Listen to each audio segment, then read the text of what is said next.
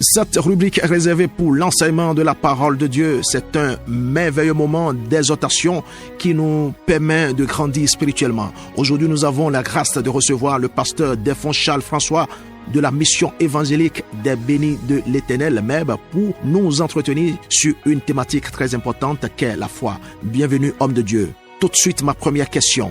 Quelle est la signification de la foi?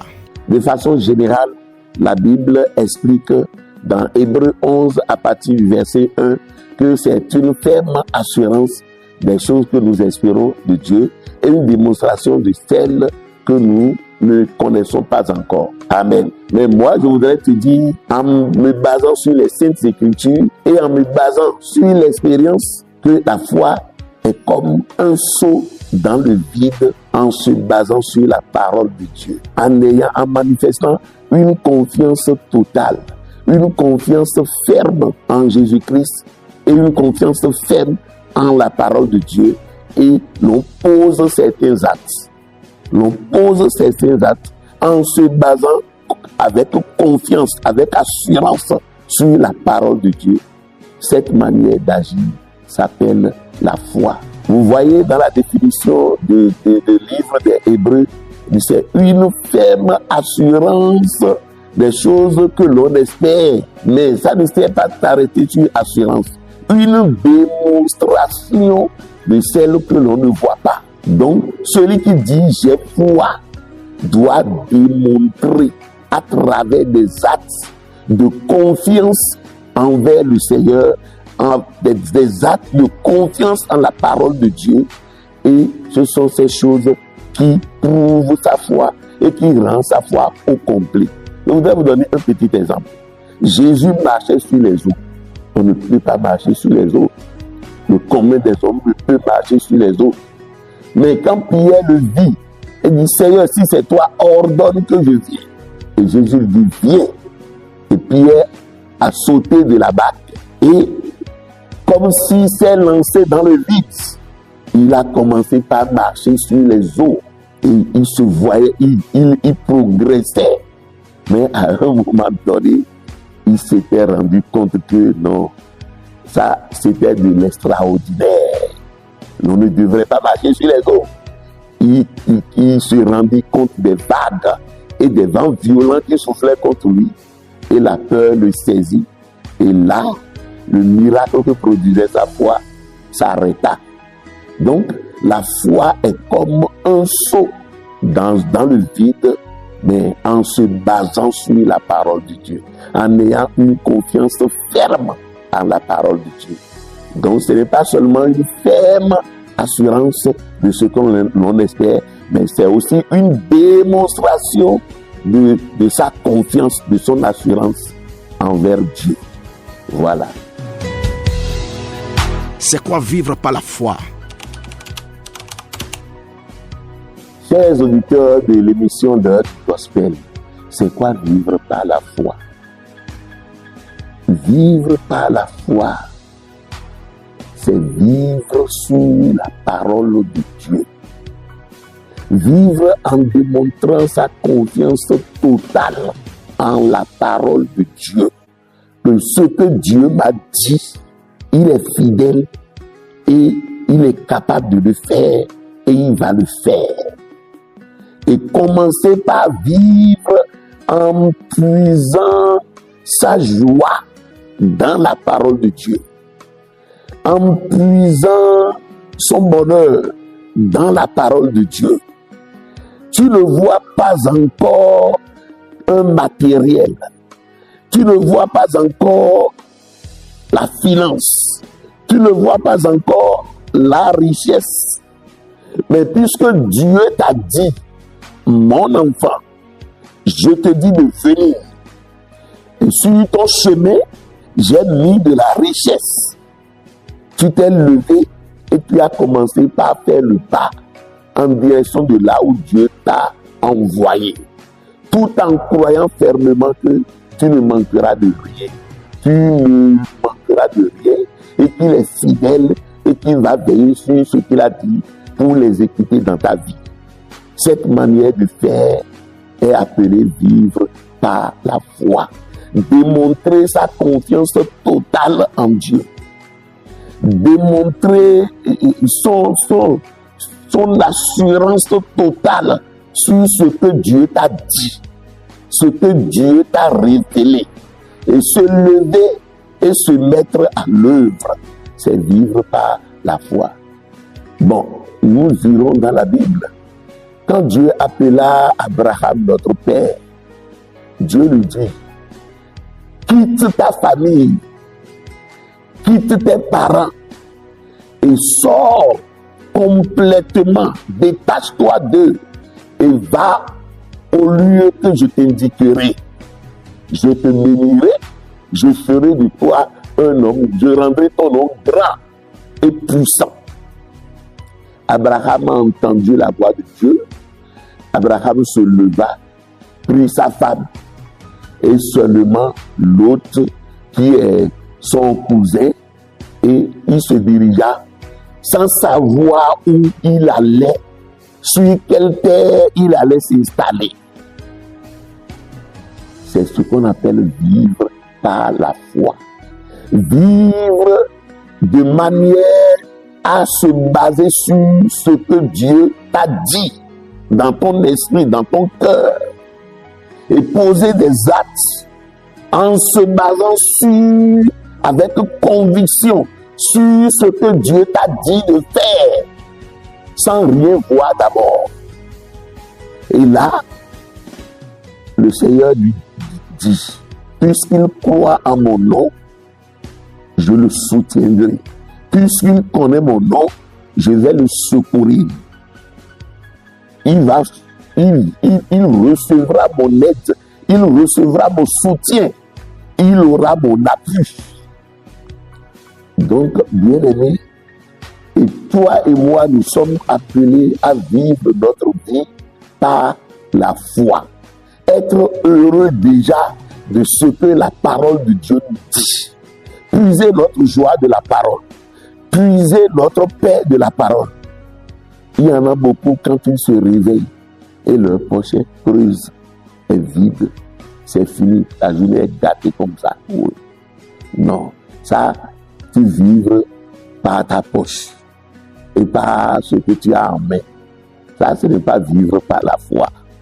Il y en a, et dès qu'ils commencent la journée, et il n'y a pas à s'appuyer sur tel, à s'appuyer sur tel, ils sont perdus. Non, non. Je crois que nous devrions désormais corriger le tir.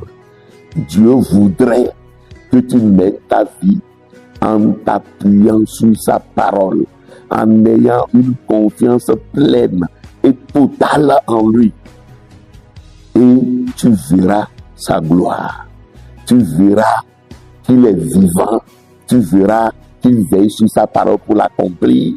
Tu verras qu'il est capable de tellement de choses et rien ne lui est impossible. Amen.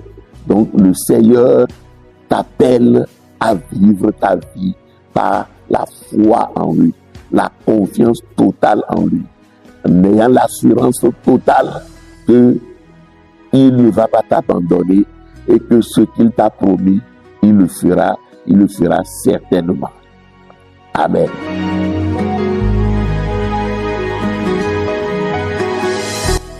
Comment entretenir et garder sa foi? Comment entretenir et garder notre foi? Bien amis, la parole de Dieu est très claire là-dessus. Elle dit que la foi vient de ce que l'homme entend, et ce que l'homme entend vient de la parole de Dieu. Amen.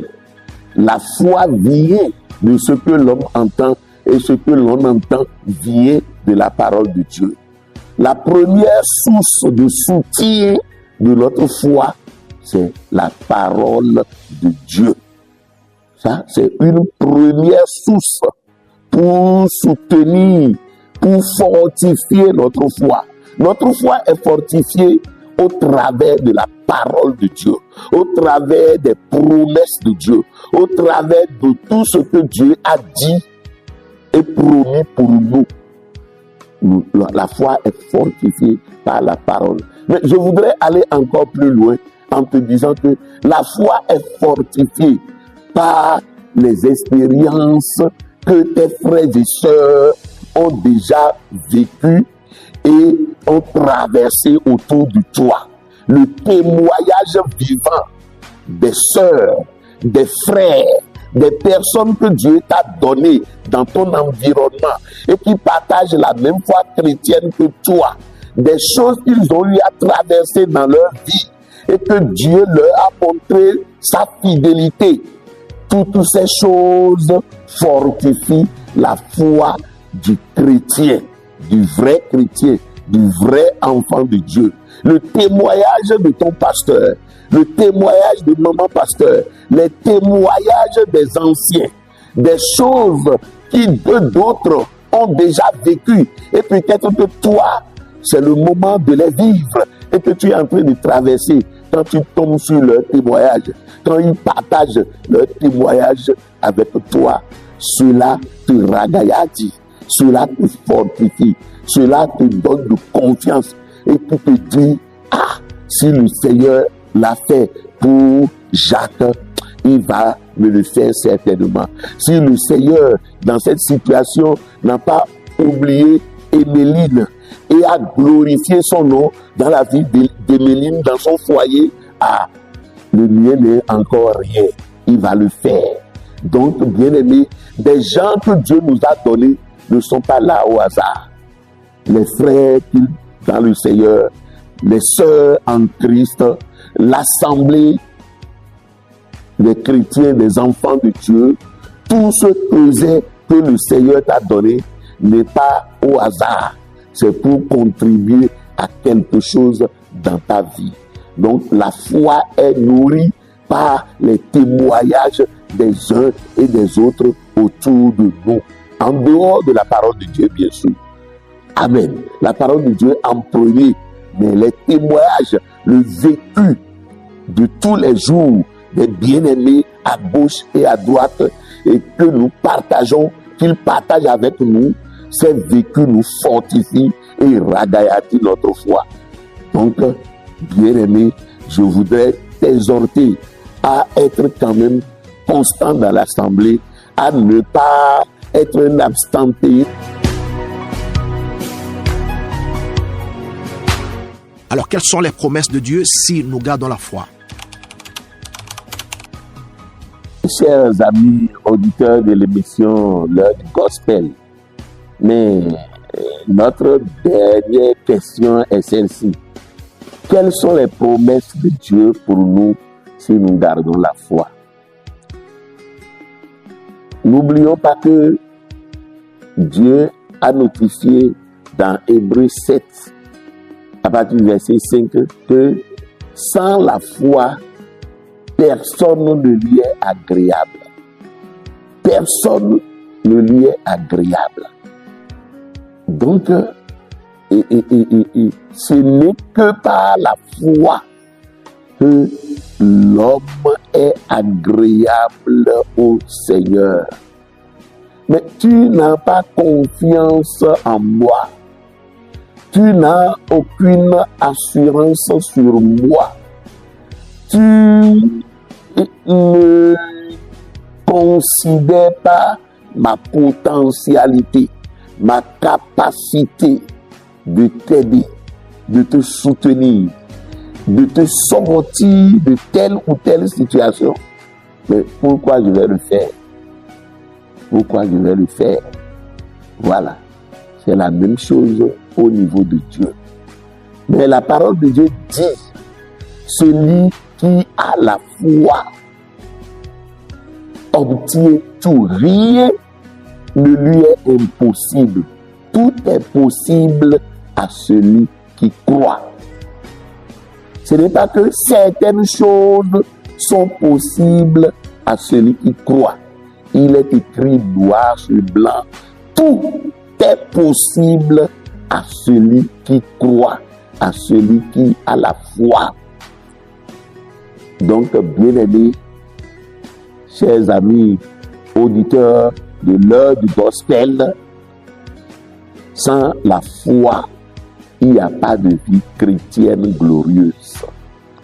Sans la foi, il n'y a pas de vie chrétienne récompensée par Dieu. Sans la foi, il n'y a pas de marche chrétienne rémunérée par Dieu. Il est vivant, il est puissant et il est le rémunérateur de tous ceux qui le cherchent, de ceux qui marchent avec lui en toute confiance, en toute assurance. Qu'il pleuve, qu'il neige, contre vents et marées, ils sont dans le Seigneur. Ils espèrent en lui. Ils l'adorent. Ils le craignent. Ils craignent son nom. Ils le servent. Et tout cela témoigne de leur foi. Ceux-là ne seront jamais confus. Dieu va leur montrer sa fidélité. Dieu va leur prouver sa fidélité. Amen. Regardez l'histoire de Anne dans le Nouveau Testament. La Bible dit que cette femme avait son mari, épousé son mari, et 5 ans après, elle est devenue veuve. Mais elle est restée à craindre le Seigneur, à servir le Seigneur, à travailler dans le temple, jusqu'à sa vieillesse. Aïe, aïe, aïe. Quel exemple de foi et de confiance en Dieu. Et quand Jésus-Christ était né, elle faisait partie de ceux qui étaient les premiers témoins. L'Esprit l'avait déjà averti que le salut d'Israël est né et qu'elle va la rencontrer à l'église. Elle était encore là à servir. Et quand Marie et Joseph amenaient le petit enfant, elle a béni le Seigneur, elle a rendu grâce et elle a loué Dieu pour ce que Jésus-Christ. Merci, homme de Dieu, pour ces beaux moments d'enseignement. On sera très ravis de vous retrouver dans les prochains jours par ici. Nous renouons avec la musique autrement, mais cette fois-ci dans la rubrique interview.